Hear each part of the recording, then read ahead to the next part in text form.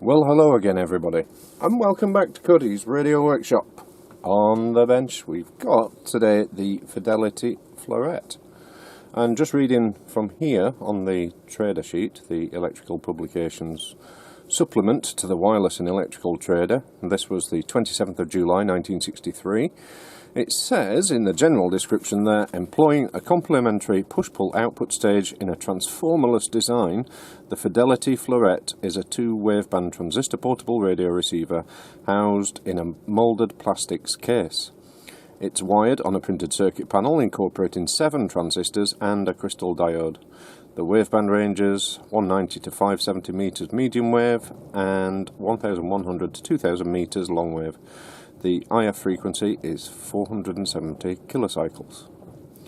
An internal ferrite rod aerial is provided, and reception can also be obtained by means of an external aerial or the telescopic aerial.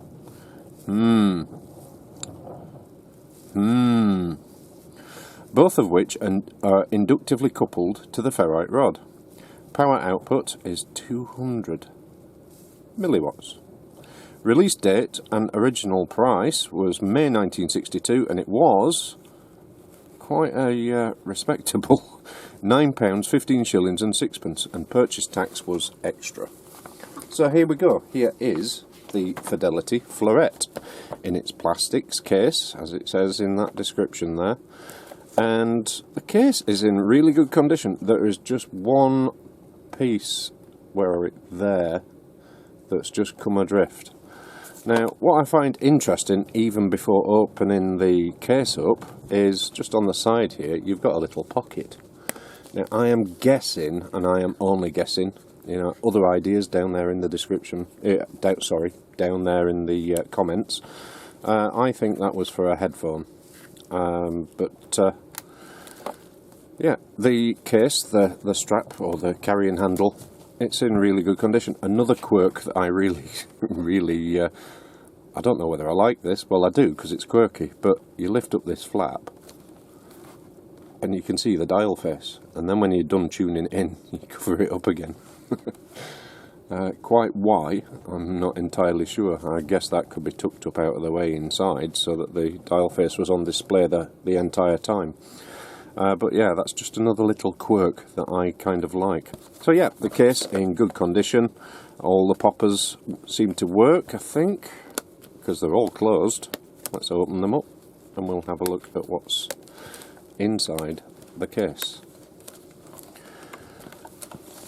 So popping the case on one side, there's a lot on that one side at the moment, we have the Fidelity Radio Floret 7 transistor.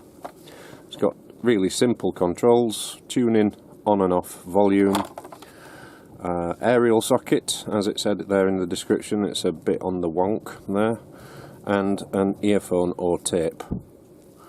And printed into the plastics, it says made by Fidelity Radio Limited of London, England. Now, it also did mention this telescopic aerial, which I think is form over function. I think that they also did one of these for the foreign market that had shortwave instead of longwave, and that's what that aerial was for. However, I read from the trader sheet that it is inductively coupled to the ferrite rod. Let's have a look and see, because, yeah, the case itself is in perfect, if a little grubby, condition.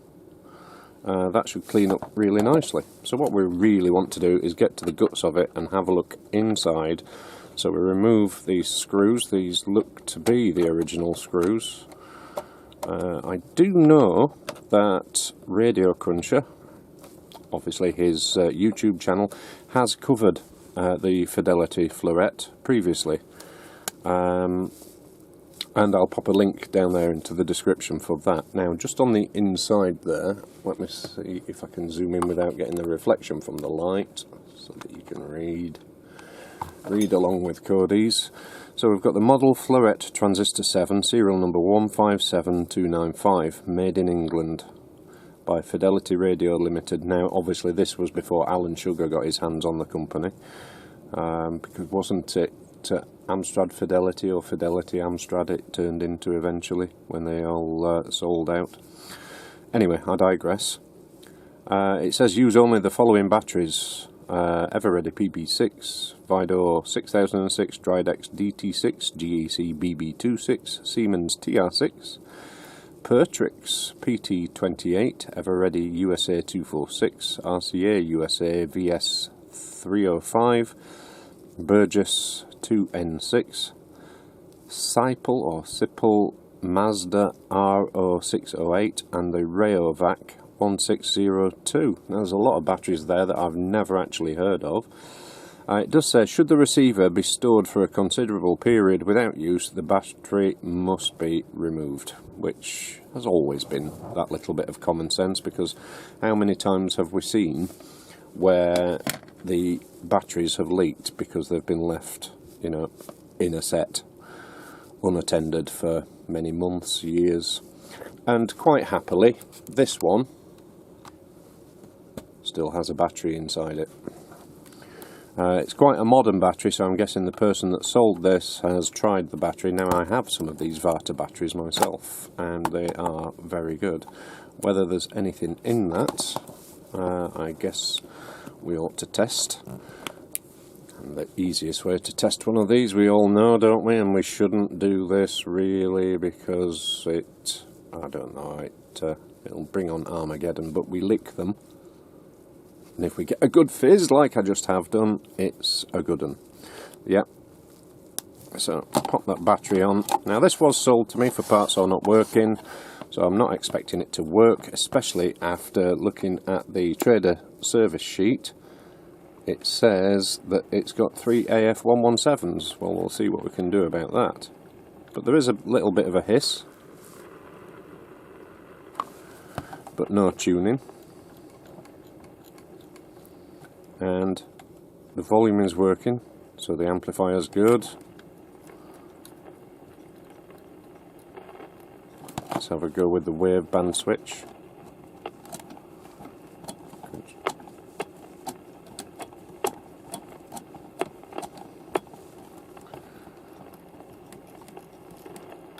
Oh, nearly. Nope, nothing there. And on long wave,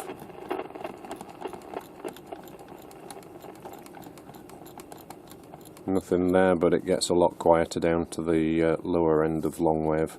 Now, I guess then that we will have to, I keep saying I'll have to take this apart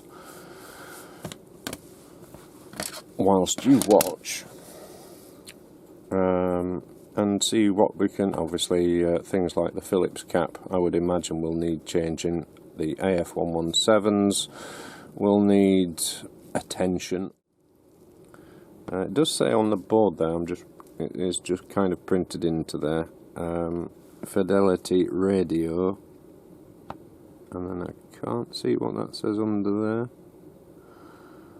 Let me get my magnifier out, because I do like spotting little bits and pieces like this. One moment. Yep, it says Fidelity Radio Floret. That could be a number 7 or a number 9 that's written on there. That could have been the person that actually assembled it, I guess. Unsolder the speaker lead before the chassis removal. Now, the speaker leads are here and here, and they look particularly close to this dial code. So you've got to take that off, but it is so close to there. I guess a lot of people have ended up having to do a restring. Yeah, so, right, we've got, let's have a look at the sheet again. Dismantling, removing the back cover after undoing 2 coin-slotted screws. Access is obtained to the battery drive cord assembly and foil side of the printed circuit panel. To remove the chassis from its case, first unsolder the speaker leads from the panel. Okay.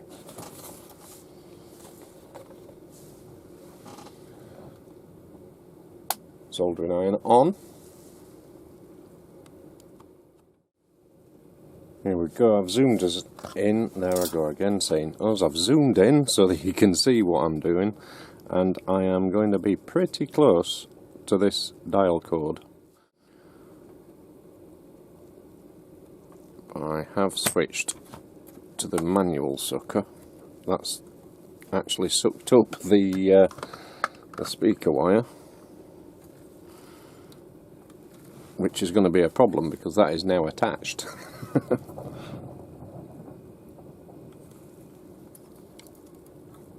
There we go.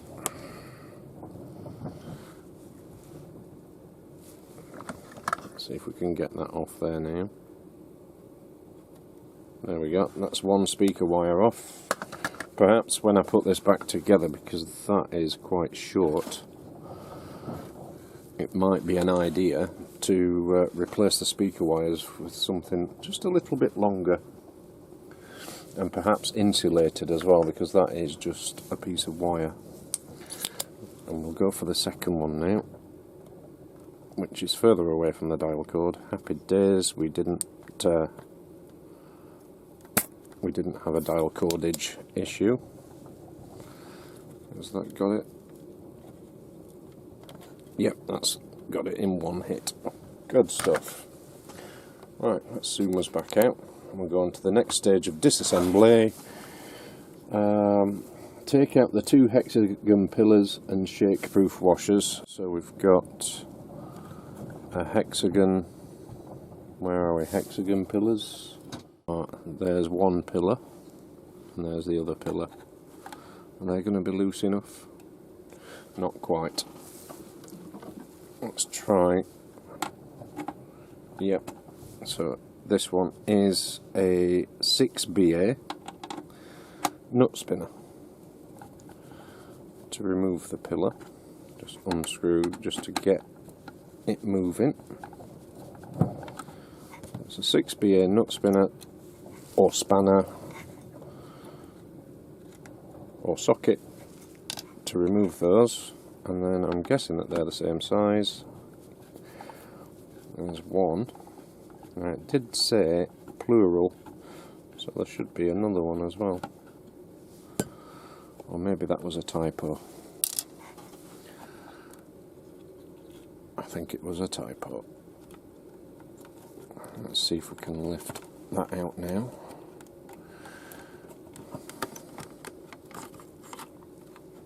There we go, it's out. So I can pop the case up there, out of the way, and we get the first look at the inside. AF117 Heaven. We have got one AF117 and 2 here. So the thing to do here is connect up a speaker and add the battery and just give them the tap and see what happens. I'll get my external speaker hooked up.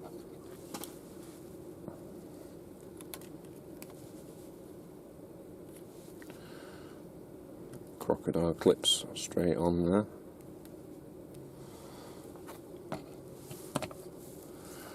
And the battery, which I lick tested as good.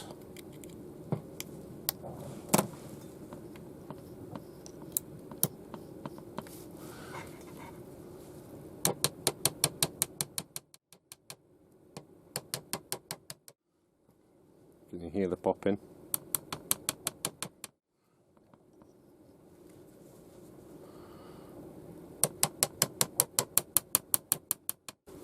That sounds good.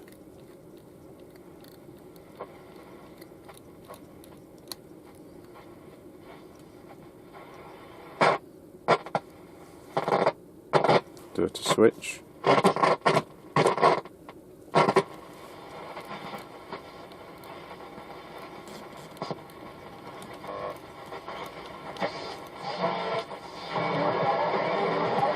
So it's this transistor here. Ask us about all our phone बना रहे हैं। आज ही उनके काबिल agent से राब्ता करें on 01612251331. All teams going into it. Chelsea, we're right. On to long wave.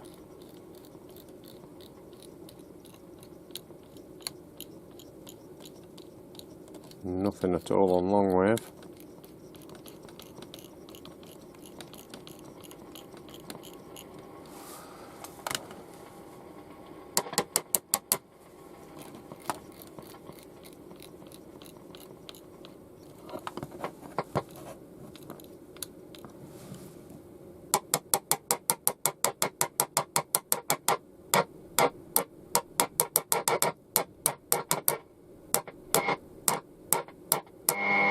There we go.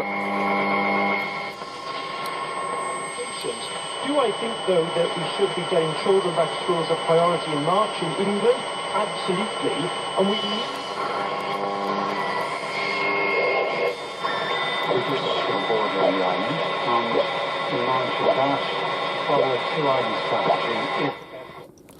Good stuff. So what we've found out so far, what I found out so far is this was the faulty AF117 for medium wave, and this was the faulty AF117 for long wave. So those definitely need to come out, and it would only be prudent to perhaps change that one too.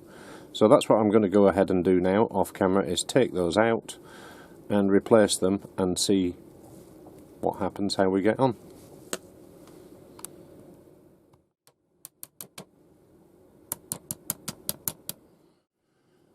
And we're back, and what I've done since I've been gone is I've tested the electrolytic caps. 3 of them needed changing.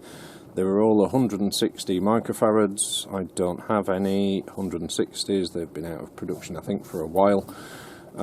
Closest thing would be 150, but I didn't have any of those either, so what I've done is doubled up a 100 and a 47, and it's given me somewhere between 147 and 151, and that is going to be close enough.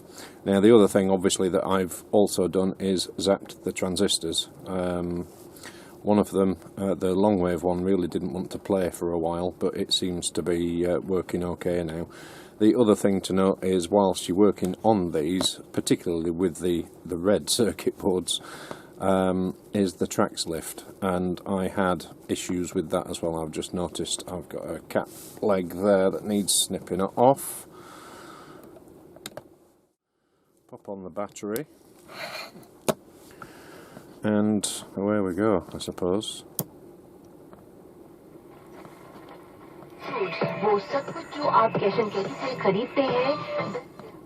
We've got music, well, we've got noise. Brilliant delivery from the right, and like an aeroplane that you could kind of sit in, there was at an angle.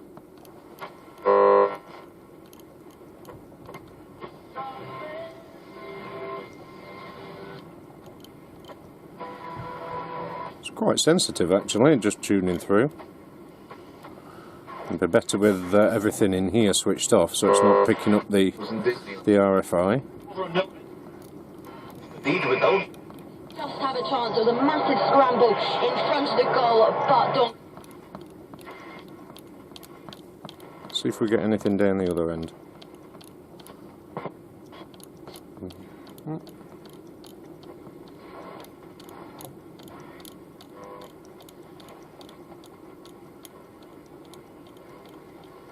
Nope, I'll switch over to long wave. I'll probably have to turn it around that way. That's obviously something pulsing in here.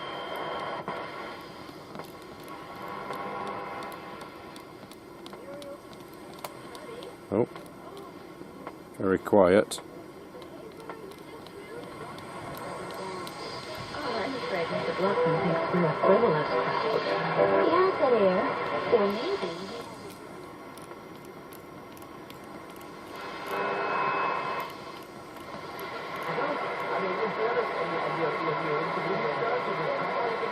Yep. Happy with that. So that now can go back in to the case and see what it's like when it's done and dusted in its back in its housing. And then we should be golden. So let's move that out of the way. Let's have a play and see. So this was on long wave. Switch to medium.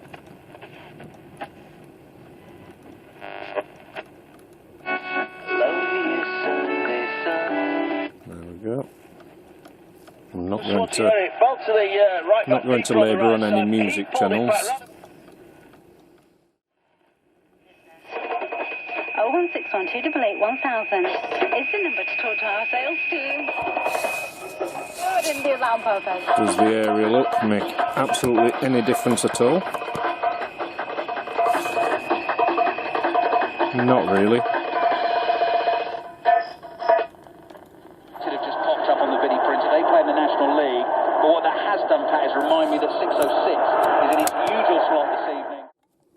So there it is, the Fidelity radio, the Floret 7 transistor set. Needed the AF117s sorting, which have been done, and I've recapacitated the necessary ones. I've left alone the ones that are just about in spec, and we've now got a working radio. Check out the link in the description below. I know Radio Country did one of these previously. I think it was about 2019, so you might find that one interesting too. Thanks very much for watching. I will catch you in the next one.